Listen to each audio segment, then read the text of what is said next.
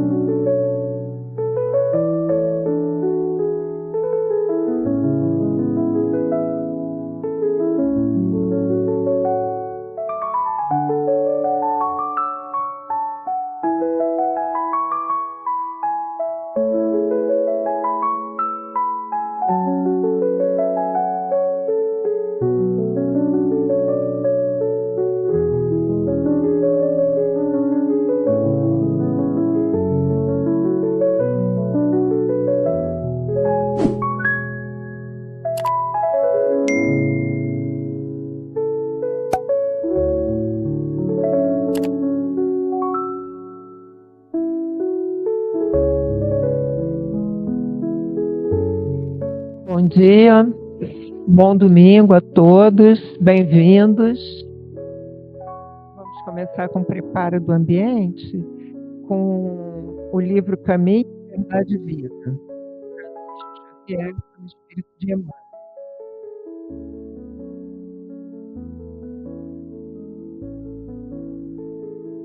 Mensagem 38, Pregações. E ele lhes disse: vamos às aldeias vizinhas, para que eu ali também pregue, porque para isso vim. Marcos 1,38. Neste versículo de Marcos, Jesus declara ter vindo ao mundo para pregação. Todavia, como a significação do conceito tem sido erroneamente interpretada, é razoável recordar que, com semelhante perspectiva, o Mestre incluía no ato de pregar todos os gestos sacrificiais da sua vida. Geralmente, vemos na Terra a missão de ensinar muito desmoralizada. A ciência social dispõe de cátedras, a política possui tribunas, a religião fala de púlpitos. Contudo, os que ensinam, com exceções louváveis, quase sempre se caracterizam por dois modos diferentes de agir. Exibem certas atitudes quando pregam e adotam outras como atividade diária. Daí resulta a perturbação geral, porque os ouvintes se sentem à vontade para mudar a roupa do caráter. Toda dissertação dada no bem é útil. Jesus veio ao mundo para isso. Pregou a verdade em todos os lugares. Fez discursos de renovação. Comentou a necessidade do amor para a solução de nossos problemas.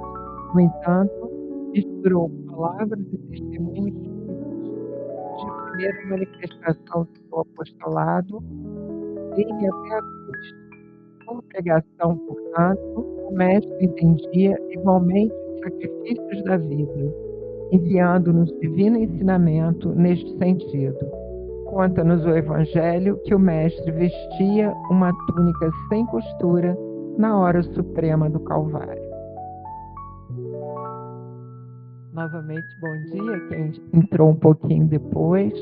Eu ia pedir que todos, por um instante, todos nós fechássemos os olhos e respirássemos profundamente, inspirando pelo nariz, soltando pela boca, pelo menos 3 respirações.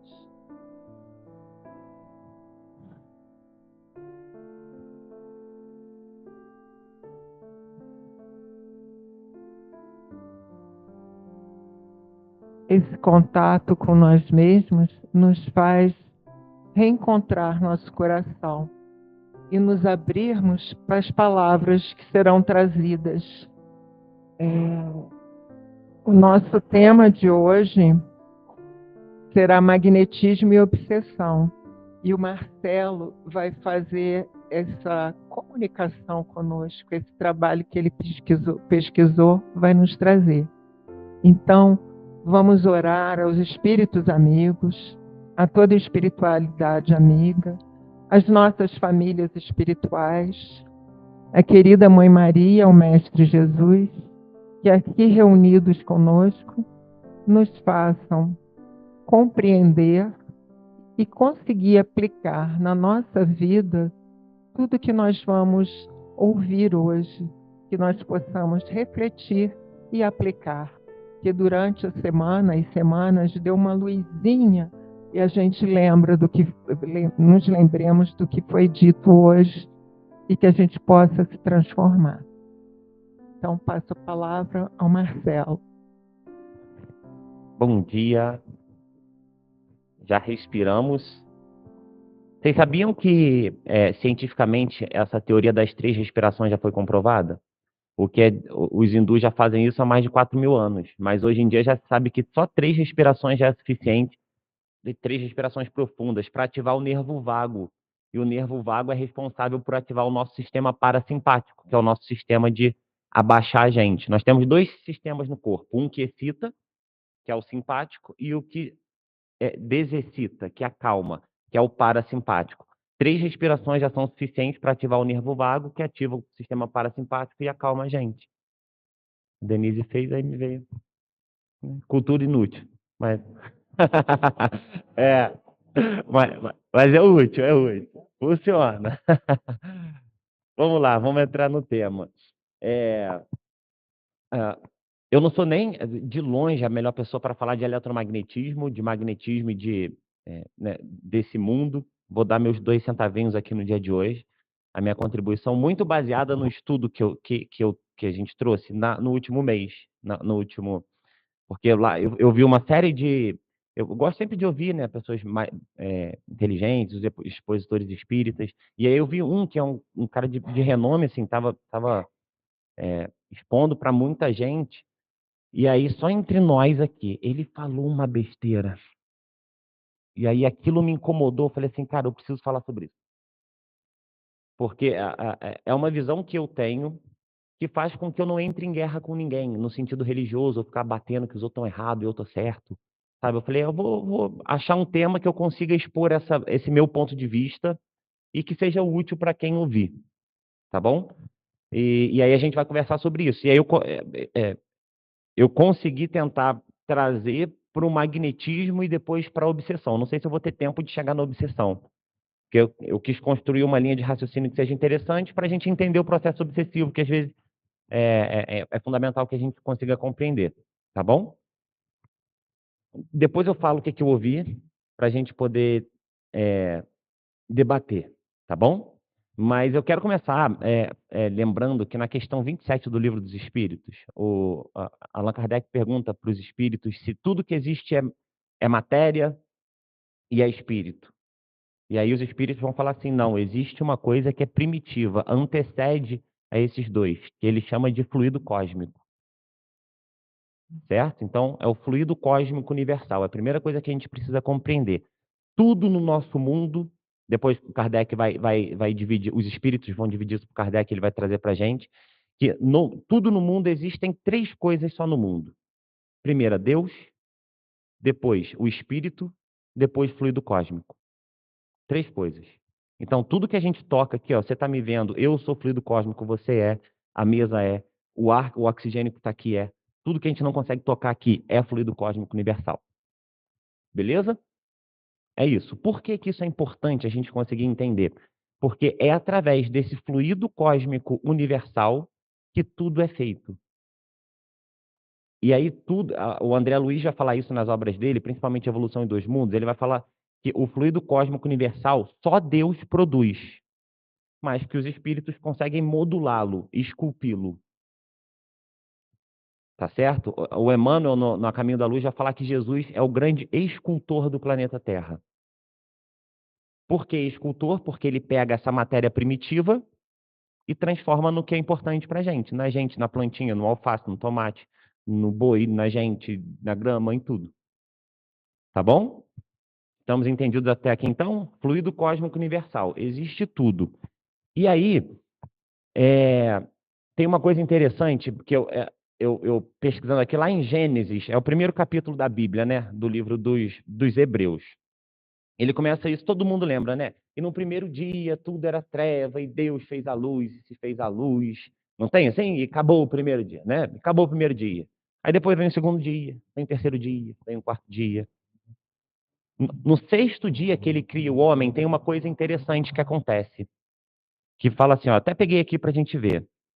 Porque no começo, depois eu vou falar, a primeira frase também ela é importante, mas a todo momento, nessa tradução aqui, e na maioria das traduções da Bíblia, começa assim, disse Deus, haja luz. E disse Deus, haja firmamento. E disse Deus, e chamou Deus, e secou Deus, e disse, o tempo todo na primeira pessoa, Deus dizendo. Lá para o sexto dia, acontece assim, ó. Também disse Deus, façamos o homem à nossa imagem, conforme a nossa semelhança. Façamos. Agora Deus está conversando com alguém.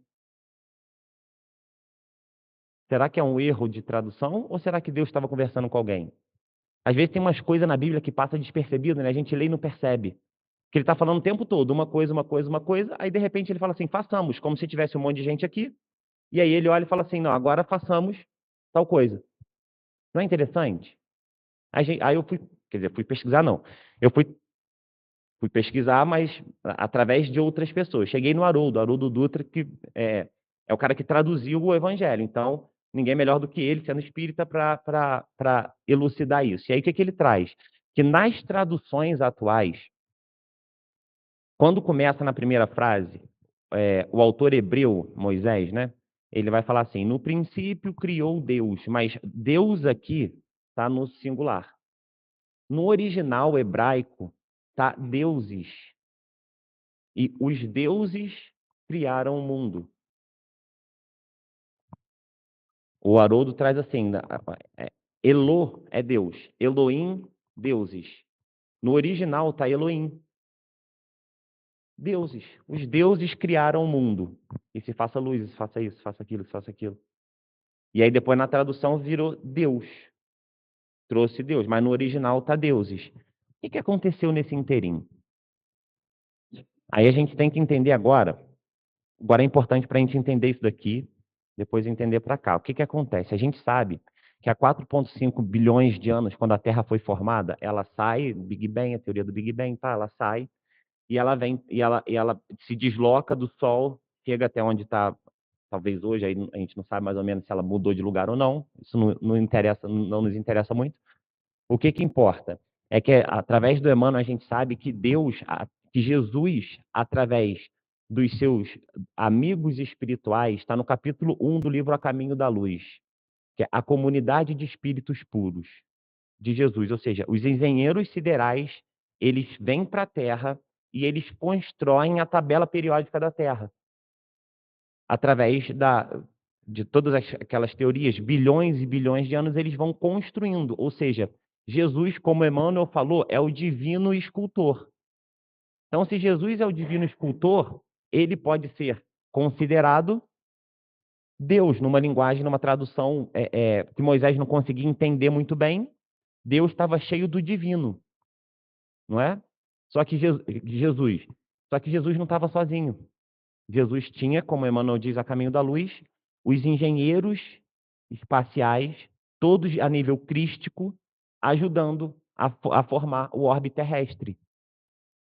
Por isso Moisés fala aqui, façamos como a nossa imagem e semelhança. Então você pode imaginar Jesus conversando com os amigos dele, falando assim, vamos fazer a terra, vamos fazer os animais, vamos fazer isso. É claro que não foi numa coisa assim de estalo, né? Foi bilhões e bilhões de anos. Mas aqui é uma tradução interessante dele fazendo esse movimento. Então, Jesus, como um divino escultor, e os seus demais Cristos juntos, fazendo o processo de civilização da Terra. Ficou claro isso? Como que ele faz esse processo de esculpir? Através do fluido cósmico universal. Chegamos?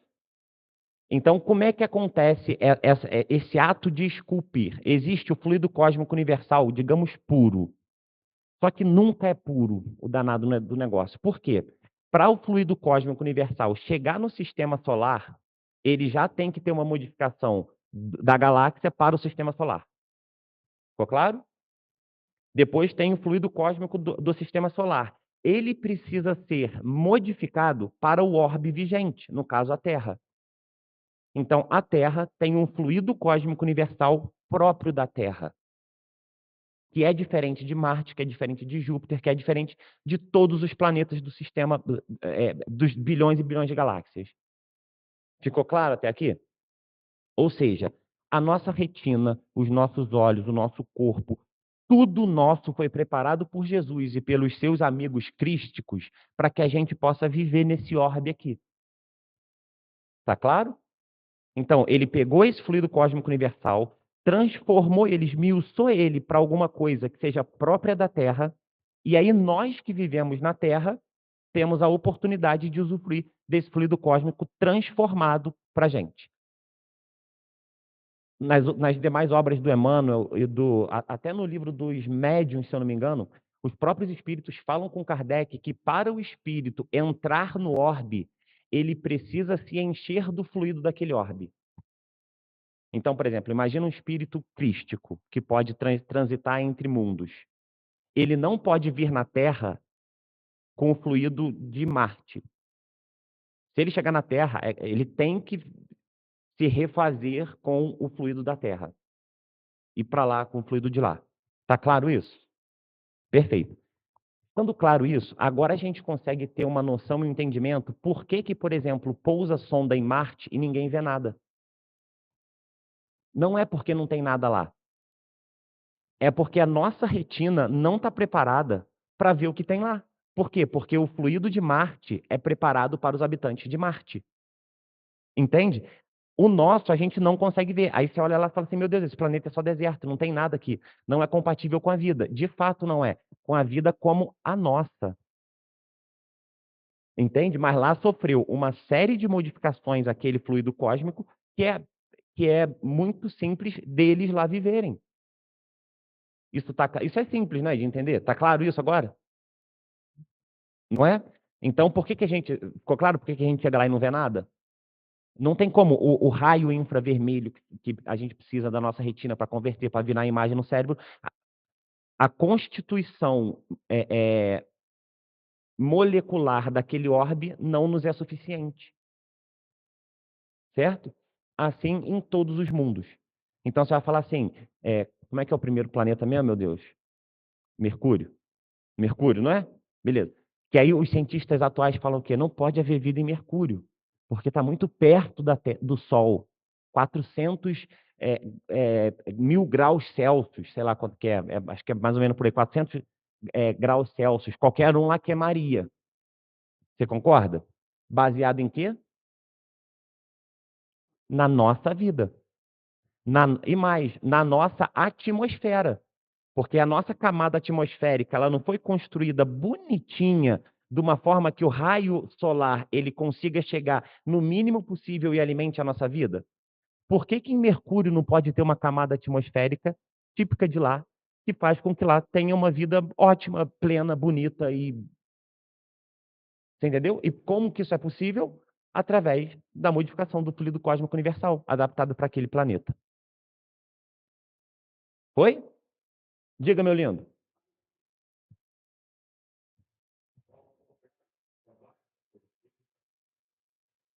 Se o orbe de lá for menos evoluído do que a gente, que no caso do sistema solar a gente sabe que não é, o nosso é o menos evoluído. Então todo mundo vê a gente não vê ninguém. Vai ver na hora que a gente evoluir, entendeu? Então sempre o mais evoluído vê o menos evoluído. O menos evoluído nunca vê o mais evoluído porque a gente não está preparado para aquilo. Show? Perfeito até aqui? Isso é um entendimento espírita muito básico. Tá certo? O que eu ouvi o expositor espírita falar? Que Emmanuel estava completamente errado quando ele falou dos exilados de Capela. Sabe por quê? Porque hoje a ciência comprova que lá em Cochedo, que é o sistema solar, lá tem 2 sóis. E é incompatível com a vida. Você tem um planeta com 2 sóis. Queimaria tudo e todo mundo.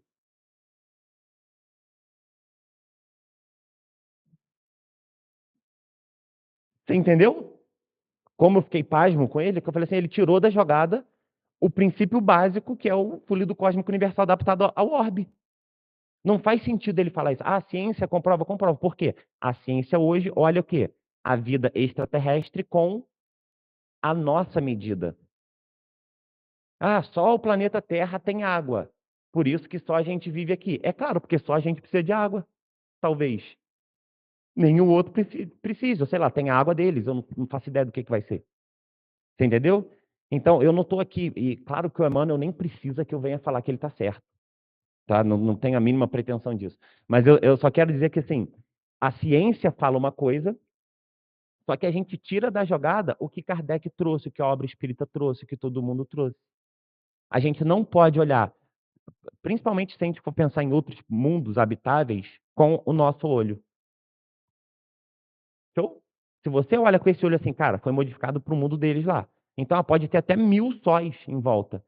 Se os engenheiros siderais lá adaptaram a atmosfera para que se possa viver, adaptaram o corpo biológico do ser vivente lá para viver, é óbvio que é possível. E aí, em toda transição de planeta, você muda a sua forma perispiritual. A gente já vai chegar lá. Então, é claro que em Capela, o espírito e o perispírito era um. Quando ele veio para cá, é outro. É básico. Show? Então, pegamos esse entendimento do fluido cósmico universal. E como que Deus, Jesus, vai esculpindo isso? Cada um orbe tem o seu Cristo é o seu responsável, e ele vai fazer esse processo. O que o Emmanuel chama da criação da tabela periódica, que é tudo que existe, né? Os minerais, pá, pá. Beleza?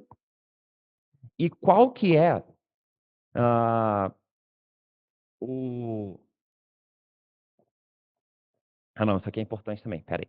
Eu vou e volto, para não me perder. Esse fluido cósmico universal, então, Kardec, os espíritos vão trazer para Kardec, que ele tem basicamente dois estados: o de eterização e o de materialização. Imagina dois extremos. Em um extremo, o eterização muito sutil. No outro extremo, a materialização, a matéria densa. Show? E a transição dentro desses estados é muito sutil. Pegou? Vamos trazer para a ciência atual hoje. O que a ciência atual hoje sabe? Hoje a gente conhece 4% da matéria do planeta. Pegou? 4%. 96%, quando a gente adora dar nome para as coisas, né? Por exemplo, sabe por que se chama fluido cósmico universal? Porque não tem nome melhor para dar. Aí chama de fluido. É assim a ciência. A ciência sempre foi assim. Quando não tem um nome legal para dar, dá fluido. Por exemplo, em 1800, na época de Kardec ali mais ou menos, a ciência não sabia o que era corrente elétrica. Então eles chamavam de fluido elétrico e fluido magnético. Porque eles não sabiam o que era corrente elétrica. Hoje a gente fala, não, é corrente elétrica, pô, é corrente eletromagnética. Por quê? Porque a ciência já evoluiu a tal ponto que a gente consegue saber o que é uma corrente eletromagnética. Mas naquela época eles não sabiam, então eles chamavam de fluido. Então tudo que não se sabe chama de fluido. Ah, é um fluido. A ciência gosta de dar nome porque ela não sabe. Então os 96% é chamado de buraco, de matéria escura. A ciência fala, não, 96% é matéria escura. Tem alguma coisa, tem luz, não tem luz, pá. Porque antes de Einstein, a ciência imaginava que esses 96% era éter. E que que a luz viajava no éter. Eu não sei se isso é muito viajandão, se eu estou viajandando demais. Vocês me falam se tiver muita loucura. Mas tudo que assim, ó, imagina, fora o oxigênio, acreditava-se que era éter.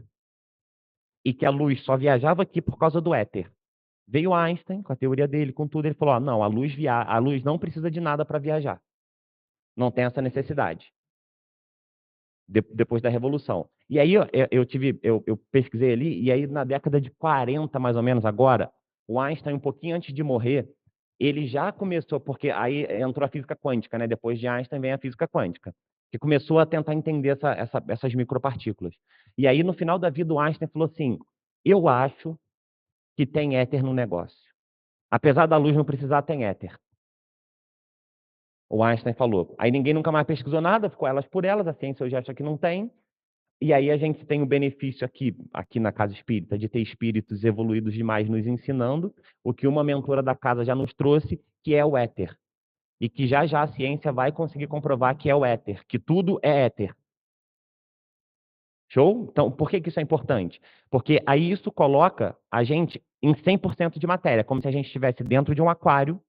Esse aquário está rasinho lá embaixo naquelas pedrinhas e o resto é água. Concorda? Esses 4% é o rasinho do aquário, é o que a gente conhece na ciência. O resto é água.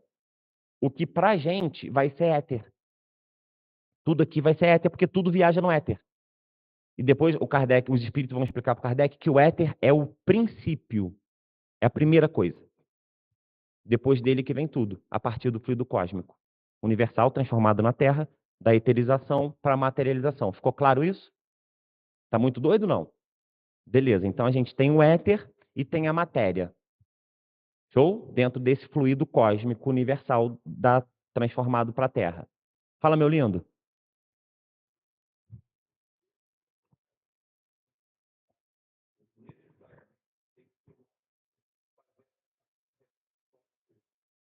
Tem. Vou chegar lá agora. Se ficar a dúvida, você me fala. Então, pegamos isso, desse fluido vital, que tem dois estados, fazendo uma analogia como se fosse a água. Não é? O vapor de água. Aquilo ali é água, não é? Só não é água condensada, mas é água. Você entende? Você não consegue pegar aquilo. Se pegar, fica pole. Mas é água na sua versão mais sutil, digamos assim. E você tem na outra ponta a pedra de gelo. Concorda? Então é eterização, materialização do fluido cósmico. Tá bom? Qual que é a coisa mais importante que pode ser feita com o fluido cósmico? Universal. Universal da Terra. Vida. Qual vida?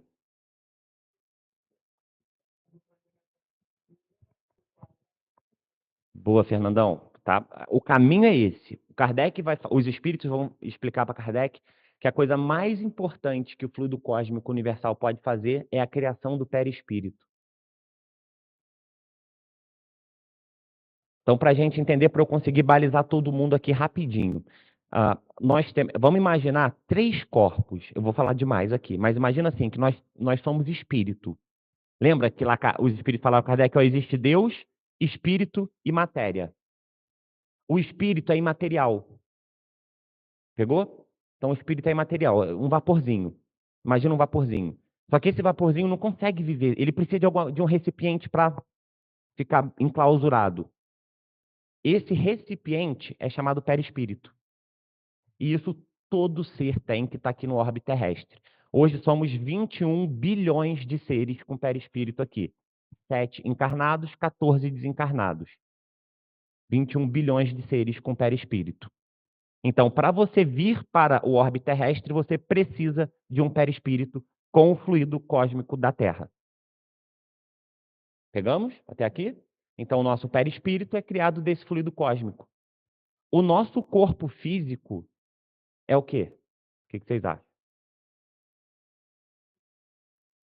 Fluido cósmico. É a mesma matéria. Só que não tinha.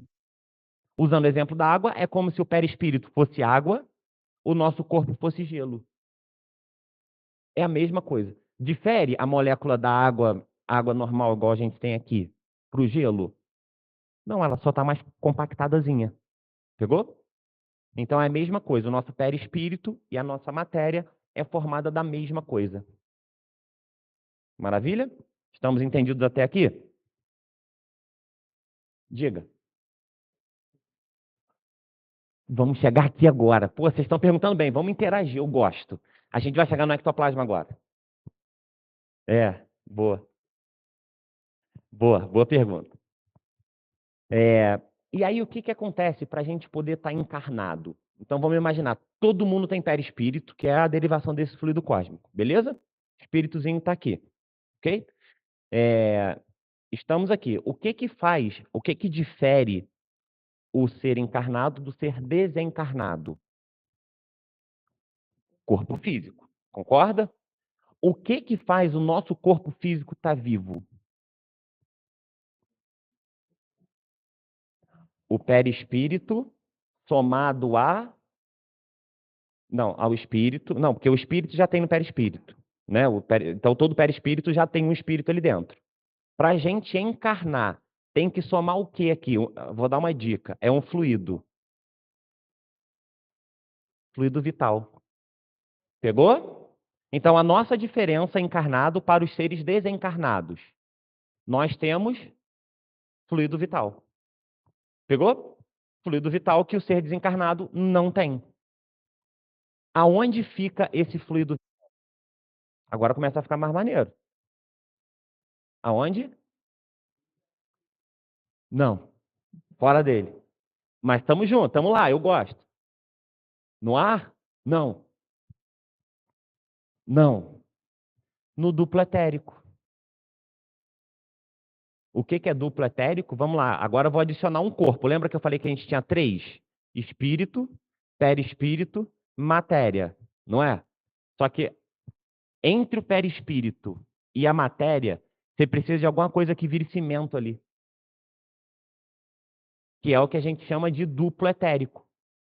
Então, o duplo etérico ele fica entre o perispírito e o corpo físico. Eles se sobrepõem, tá? A gente só coloca a nível didático que eles estão assim, mas eles estão juntos na verdade, tá bom? Então você tem o espírito, o perispírito dando forma a esse espírito, o duplo etérico, que é a animalização. O que que é animalização? É ficar animado, é estar animado para animar esse corpo físico, tá bom? Chegamos até aqui? Então, esse ectoplasma é o quê? É o fluido vital. O que que é o fluido vital? Só deixa eu tirar essa curiosidade aqui. O Kardec chamava de... Você vê, tanto aqui na Gênesis, que eu até estudei ela um pouquinho, no capítulo 14 tem o capítulo fluidos, que aí ele vai falar de fluido vital, tá bom? Por que fluido vital? Lembra que eu falei no começo aqui? Tudo que a ciência não sabe dar um nome, ela chama de fluido. Kardec não conseguia dar um nome, porque a ciência não chegava no que era. Então, ele chama de fluido vital. O que depois, em 1900, se não me engano, 1902, esqueci o nome do pesquisador, ele comprova e dá o nome de ectoplasma. Então, ectoplasma é a mesma coisa que fluido vital. É só o nome novo, porque Kardec não conseguia, na época, dar um nome certo. Então, ele chamou de fluido vital, a ciência depois chamou de ectoplasma. Então, quando a gente fala ectoplasma e fluido vital, a mesma coisa. Tá bom? Então, para estarmos aqui encarnados, a gente precisa do fluido vital, do ectoplasma. Fechou? Quando você tem ectoplasma no duplo etérico, você tem uma encarnação. Fechou? Quando acaba o fluido vital? Quando acaba o ectoplasma? Acaba a encarnação. Fechou? Fechou o pacote aqui, vai para o lado de lá, daí a pouco você volta de novo e vamos fazendo essa transição. Entendemos, então? O ectoplasma, então, é o fluido cósmico universal animalizado. Pegou? E aí que está agora. Como é que a gente animaliza o fluido cósmico? Porque ele está aqui. Eu estou respirando ele. Show? Eu estou respirando, estou inspirando, estou respirando. Pegou? Ele está aqui o tempo todo. Por que que o espírito desencarnado, respirando e inspirando, ele não consegue animalizar um corpo físico? Só a gente.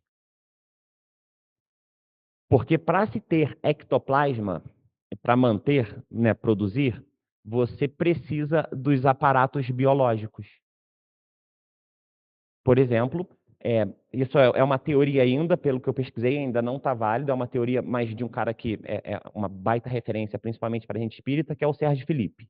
Então, normalmente, o que o Sérgio Felipe fala, dali a pouquinho o negócio vai rolar, né? Vai concretizar. E aí, qual que é a teoria do Sérgio Felipe? A gente tem dentro das nossas células, a gente tem que voltar lá na aula de biologia. Lembra das mitocôndrias? Mitocôndria é responsável pela respiração celular, lembra? Entra oxigênio ali, e aí ela gera energia, aquele monte de... A gente tem de centenas a milhares de mitocôndrias em cada uma das células. Pegou? Qual que é a teoria? Para a gente conseguir entender o ectoplasma? Que ele entra através da respiração. A grande parte através da respiração. Então você tem a respiração, o oxigênio entrando, junto com o que os hindus iam chamar de prana, o que a gente chama de fluido vital. Para o hindu é prana, para a gente fluido vital. Mesma coisa também.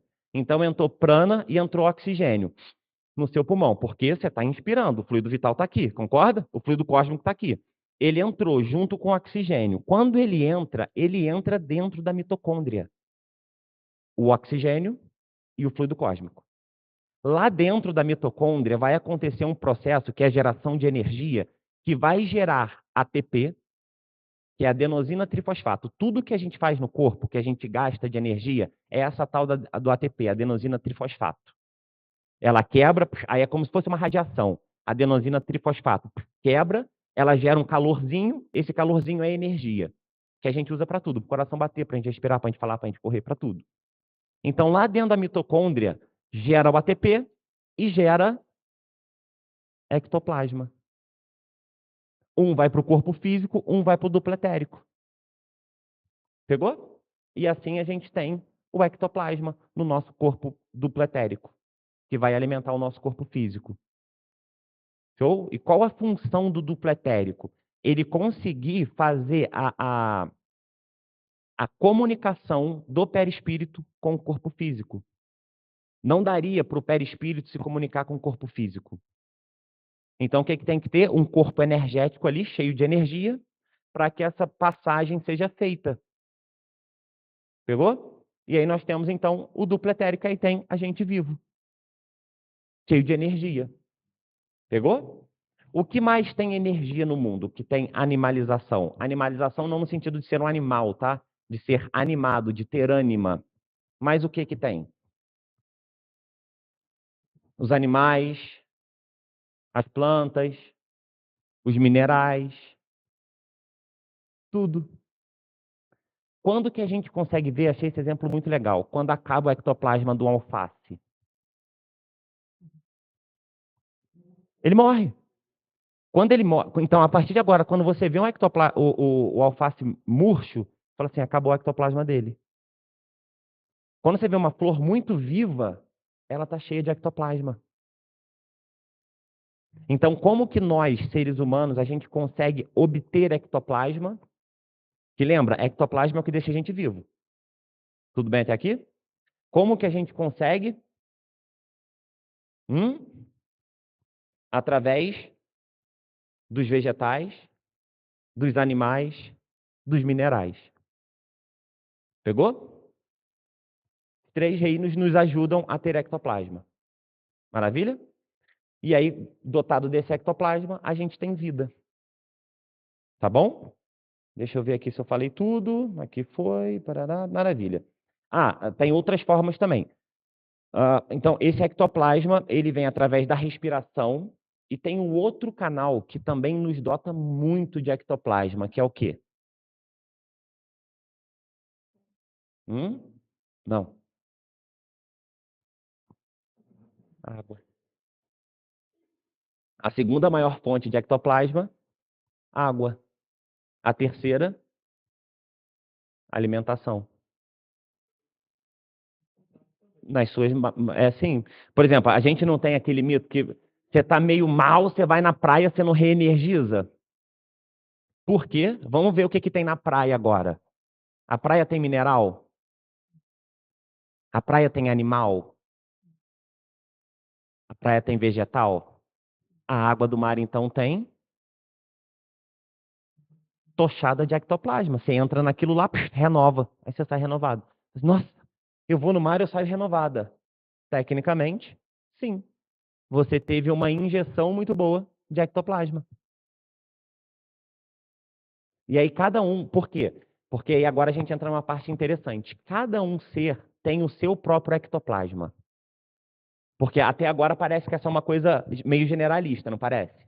Então, ectoplasma é de todo mundo. Todo mundo tem. A gente troca, os manda para a Leila, Leila manda para mim. Não é isso? Ectoplasma é igual impressão digital. Cada um tem o seu. Fala, meu lindo. Vai. Aham.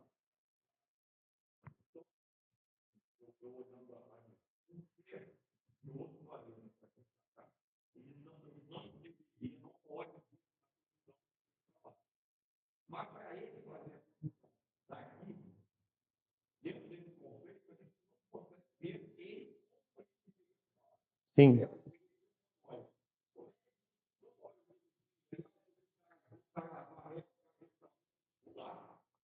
Dá, porque ele se enche da massa fluídica da Terra, mas ele não consegue chegar à nossa forma humana. Ou ele chega na nossa forma humana, mas a nossa retina não consegue ver. E aí a gente consegue ver um ser amórfico, ele muito alto, ele muito baixo, ele meio azul, porque a nossa retina não consegue ver, porque ele não precisa de um processo reencarnatório, digamos assim. Por exemplo, a gente sabe que Jesus demorou 800 anos para ter perispírito novamente. Pegou? Então, Jesus saiu de uma esfera muito diferente e demorou 800 anos aqui na Terra, imagino que ele deva ter baixado, para o espírito dele se engrossar a tal ponto que ele pudesse reencarnar. Então, olha o tempo que demorou. Então, no meu entendimento, no meu leigo entendimento, os espíritos extraterrestres, quando vêm, eles vêm, se enchem um pouquinho ali, eles tomam um banhozinho de ectoplasma, de fluido cósmico da Terra e entra. Só porque ele precisa ter, porque senão ele não consegue. E aí ele não necessariamente vai ter a forma dele. Ou ele tem a forma dele, que naquele orbe é maior. Sei lá, ele tem 3 metros de altura naquele orbe. Por exemplo, o que a espiritualidade da casa já trouxe para a gente também? E acho que isso está nas obras do Emmanuel, se eu não me engano. Que em planetas mais evoluídos, um homem de 1,80 m tem 30 quilos, em média. Porque a matéria é menos densa, ele não precisa de tanta matéria. Então, ao invés dela ser tão compactada, ela é mais espessa. Então, o sujeito fica muito alto e muito leve. Porque ele não precisa dessa matéria bruta e grossa igual a nossa. Pegou? Então, ele toma aquele banhozinho de fluido cósmico e vem. E aí a nossa retina vai ver do jeito que a gente conseguir ver. Um duende, um gnomo, um dragão, um troço azul. Sacou? Porque ele, às vezes a missão dele não necessariamente é se apresentar como humanoide. É ele trazer alguma informação que seja útil. Explicado? Foi? Então vamos lá. Vamos entender um pouquinho melhor agora. E por que eu estou falando isso, pessoal? Porque para a gente poder entender de processo obsessivo, você tem que entender muito bem de ectoplasma. Tá bom? Então eu vou chegar. Os fins vão justificar os meios, tá? Então, como é que a gente tem, cada um, o seu ectoplasma? Ele vai depender da pureza do espírito, do nível de evolução do espírito. Ele vai depender da constituição biológica e da matéria mento-emocional do indivíduo. Pegou? Então, a depender desses 3 fatores, você tem um ectoplasma mais puro ou um ectoplasma menos puro, mais limpo, mais sujo. Entendeu? Quando a gente faz, quem aqui já fez tratamento na sala escura ali dentro? Já fizemos, né? A maioria já fez tratamento ali. Ali é um tratamento de ectoplasmia. Por isso que vocês entram lá, não é tudo escuro. Sabe por quê? O ectoplasma, ele é sensível à luz. Ele não pode. Então, quando o ectoplasma sai, por exemplo, eu aqui estou emanando agora ectoplasma. Vocês não estão vendo. Então, um dos fatores que fazem vocês não conseguirem ver é a luz do sol, que impacta na condensação desse ectoplasma. Pegou? Então, por isso, tudo escuro lá dentro. Tudo naturalmente mais frio. Porque precisa dessa temperatura para o ectoplasma ficar mais condensado, melhor condensado. Os espíritos precisam dessa condição para que eles consigam manipular esse ectoplasma de uma forma mais eficiente. Por isso se pede tanto a preparação de 72 horas, não é assim? Por que pede? Ah, não, é uma exigência boba. Não é. É porque precisa da sua matéria biológica preparada para você receber ou dar ectoplasma. Senão ele vai estar sujo. Pegou? Então, ah, meu Deus do céu, eu não vou comer carne, eu não vou isso, eu não vou fazer sexo, eu não vou pensar besteira, eu não vou... Por quê? Porque se você sujar o ectoplasma, você não consegue receber e você não consegue dar. Então, você precisa estar com o perispírito mais limpo possível, o duplo etérico mais limpo possível para que você receba o tratamento. Senão, não tem como. Os espíritos vão fazer? Vão. Você não vai estar apto para receber. O que leva a gente depois, no capítulo seguinte aqui, o 14 é fluidos, o 15, se não me engano, é cura. Kardec vai explicar as curas de Jesus. A maioria dos milagres de Jesus, Jesus não fala assim, a tua fé te curou. Foi por quê? Porque a pessoa estava tão preparada física e biologicamente para aquele milagre que o milagre veio. Isso é a ectoplasmia. A gente tem que fazer aqui um seminário inteiro de ectoplasmia. Não estou aqui para explicar o que rola lá dentro. Mas deu para ter um entendimento do que acontece lá dentro? Da importância que tem a gente ter... Porque às vezes você fala assim, me alimentei bem. Eu não sou um espírito tão ruim assim. Eu também nem tão bom, mas nem tão ruim. Estou no meio do caminho aqui, está tudo bom. Ou seja, estou bom para dar ectoplasma, para me tornar um médium e etc. Só que tem um terceiro fator. que é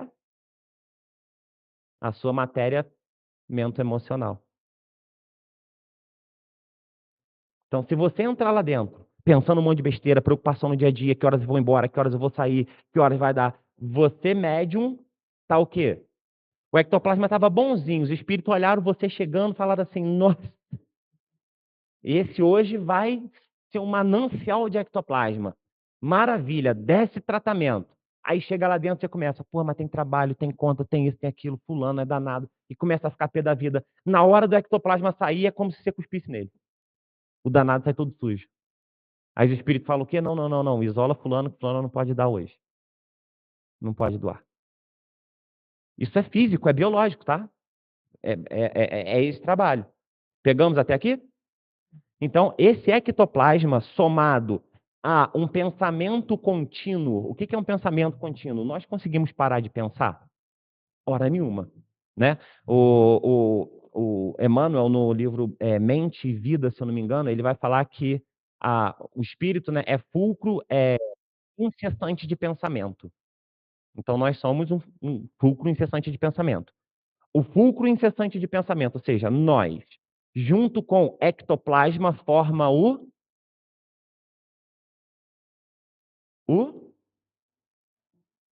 não, um halo vital. O que é um halo vital? Muito conhecido pelos esotéricos por aura. Por isso que dá para falar assim, dá para ver a sua aura. Isso é aura. Ou seja, é a sua quantidade de pensamento contínuo. Então, imagina assim, o motor jorrando para cima. Pegou? São os seus pensamentos. Aí soma esses pensamentos ao seu estado emocional. Junto disso, somado ao seu duplo etérico, que é cheio de ectoplasma. Isso faz um contínuo. Por isso aquelas imagens assim, vocês já viram aquelas imagens assim? É por isso. Porque é um contínuo. Entra e sai energia de você. Entra e sai energia de você. Qual energia? A que você está pensando e sentindo. E aí isso cria a sua aura. Pegou? A partir da sua aura, dá para muito facilmente qualquer espírito olhar e ver. Os espíritos, inclusive, dizem que ela tem cor. Que ela cheira. Né? Tem gente que é linda presencialmente, bota um Dolce & Gabbana, pá, né? Se arruma toda, bota tóxico na boca, pá. E aí você, se é um espírito a chegar perto, dá vômito daquele ser. Porque a aura dele não tá legal. Pegou? Então, o que é a construção de aura? É isso, tá bom? Encarnado e desencarnado tem? Sim, a nossa é mais magnética. Por quê? Porque o espírito, vamos imaginar o perispírito, que é a gente encarnado ou desencarnado, tá bom? A gente tem força mental, tá bom? Então, o espírito consegue magneticamente influenciar o meio, influenciar o outro? Sim, todo espírito, tá bom? Só que nós encarnados, a gente está cheio de ectoplasma. O ectoplasma coloca essa força vezes 1000. Então, a gente acaba se tornando, através da nossa aura, a gente se torna magnético. O que é magnético? Você atrai e repele. Isso é magnetismo. Pegou? Deu para entender, então, que a nossa aura ela é magnética? Então, o que vai depender do que você atrai e o que você repele? A sua aura, que é composta por pensamento, emoção e ectoplasma. O ectoplasma é influenciado pela sua biologia, não é?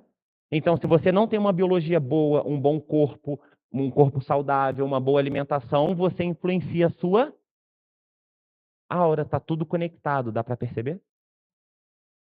Então, através disso, ou seja, nós criamos a nossa aura. Imagine, criou a sua aura. Ela é magnética. Queira você ou não, goste você disso ou não, tá bom? Ela é mais forte do que os espíritos abaixo de você. Pegou isso? Isso é importante. Por que isso é importante? Porque aí a gente entra no fator da obsessão. Tá joia? Até aqui nós explicamos? Está explicado até aqui? Sim. Aí, para falar de obsessão, dentro desse conceito da aura e do magnetismo, vai ser no outro encontro, porque já são 9, 10h50. Não vai dar tempo. Alguma dúvida? Vamos bater um papo aí. Dúvidas sobre o tema? Um minutinho ainda antes que a Lili já comece ali a me dar tchau, assim, ó. Daqui a pouco ela vai. Boa. Aonde entra? Todo mundo sabe o que é fio de prata? Hã? Todo mundo? Sem, sem falsa humildade. Alguém não sabe o que é fio de prata? Levanta a mãozinha. Se um não souber, eu explico rapidinho. Não sabe, beleza. Fio de prata é aquilo que liga o espírito à matéria.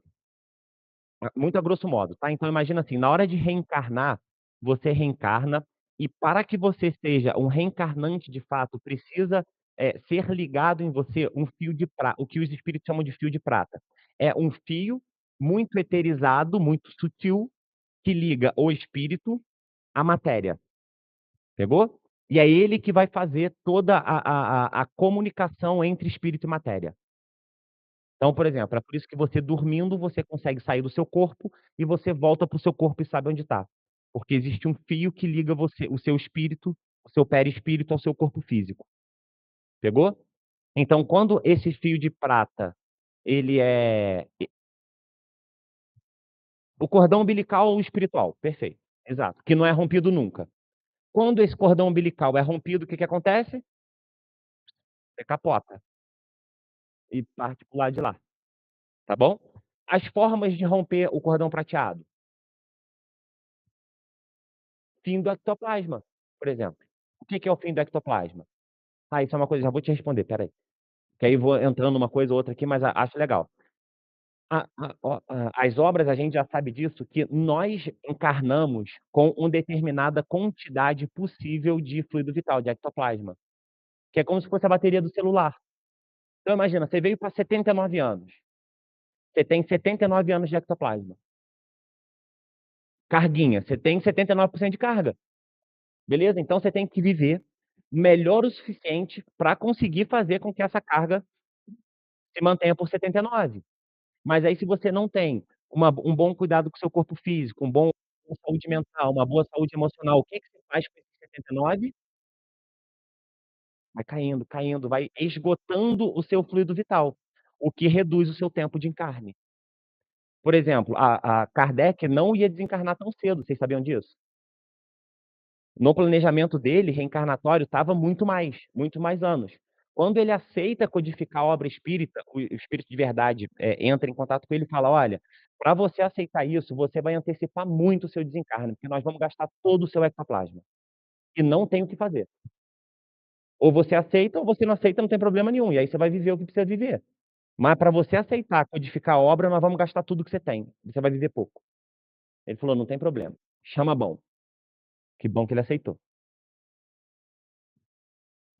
Tem as moratórias. Aí, moratória é quando o espírito ganha uma recarguinha.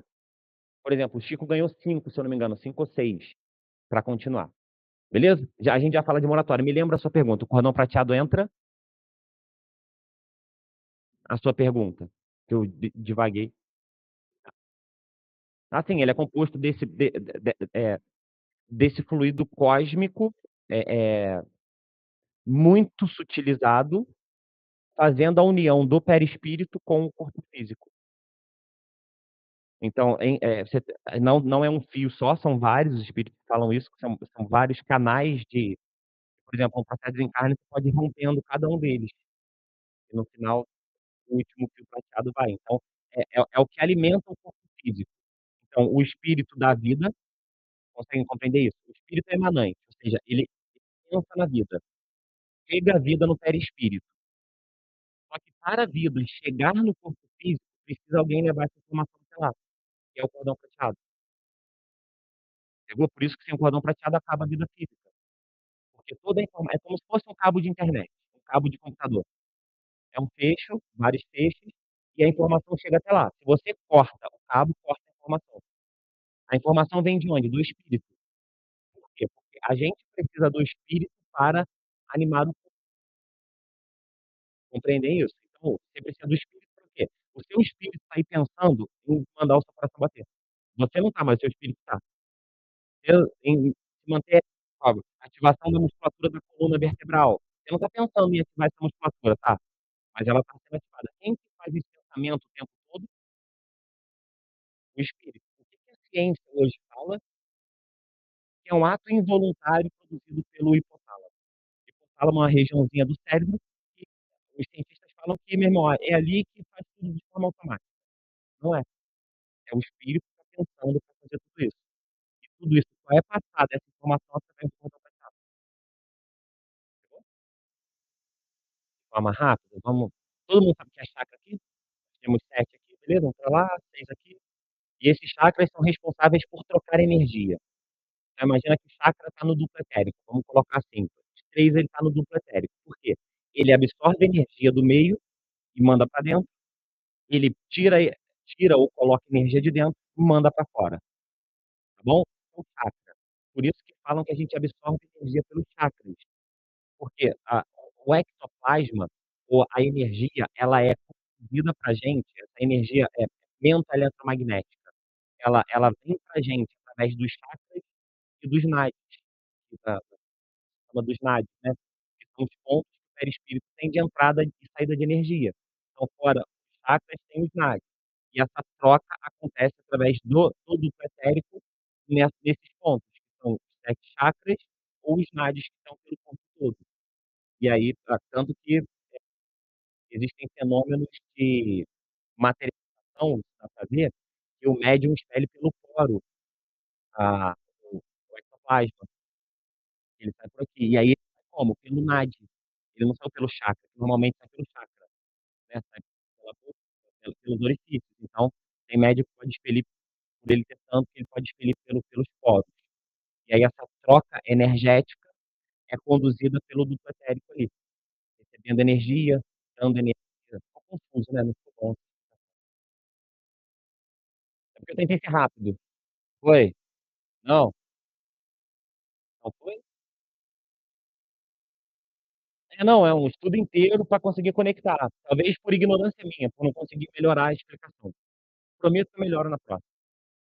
É. Pegamos então? Nosso querido irmão Marcelo, então, agora vai fazer a nossa prece de encerramento. Depois eu quero dar só um avisozinho.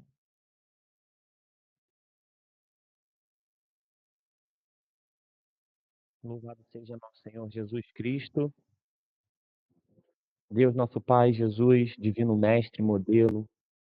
Agradecemos a oportunidade de estarmos aqui em mais um domingo, confraternizando com pessoas queridas. Como é bom estarmos aqui, nos sentirmos amados, pertencentes, aos bons espíritos amigos. Cuidem de cada um de nós na próxima semana, a todos os encarnados e desencarnados aqui presentes, que saiamos com o nosso coração tranquilo, em paz, sabedores de que estamos protegidos o tempo todo. A todas as falanges amigas que auxiliam tanto essa casa, o nosso muito obrigado. Que tenhamos um ótimo final de semana, uma perfeita semana e que tenhamos a sabedoria de enfrentar os desafios que nos são colocados à frente. Nós damos por encerrado o estudo do dia de hoje e que a paz do doce Rabi da Galileia esteja em nossos corações.